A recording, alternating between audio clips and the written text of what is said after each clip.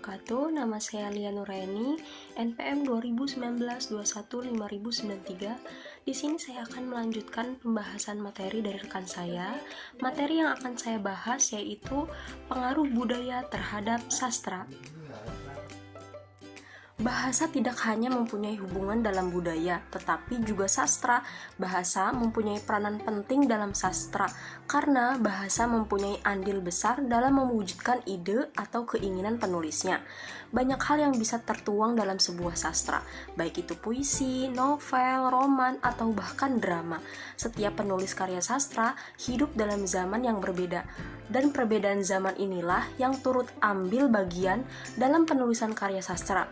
Oleh karena itu, ada beberapa periode dalam penulisan karya sastra, seperti Balai Pustaka, Pujangga Baru, Angkatan 45, Angkatan 66, dan sebagainya. Setiap periode mengangkat latar belakang yang berbeda-beda sesuai zaman dan budaya saat itu. Sebagai contoh, kesusastraan Indonesia. Kesusastraan Indonesia menjadi potret sosial budaya masyarakat Indonesia.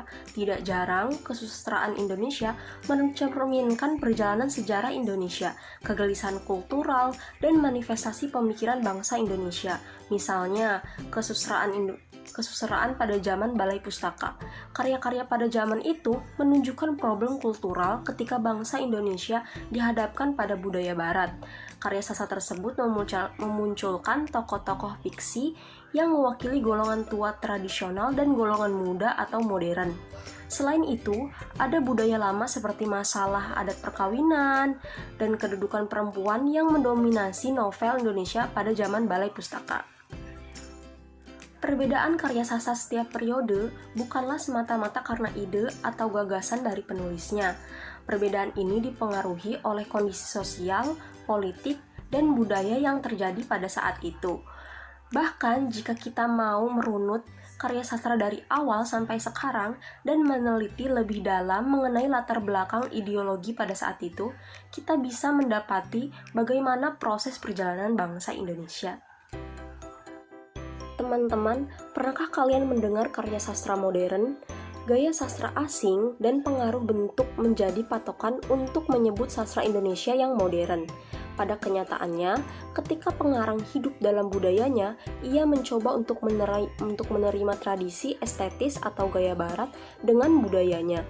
Penerimaan tradisi estetis tersebut dituangkan dalam karyanya, dijadikan latar atau setting pada tulisannya, sekedar memberi warna dalam proses kreatif yang ia lakukan.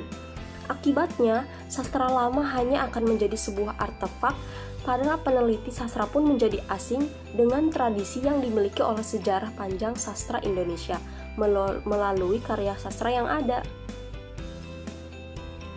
Budaya dan sastra mempunyai ketergantungan satu sama lain.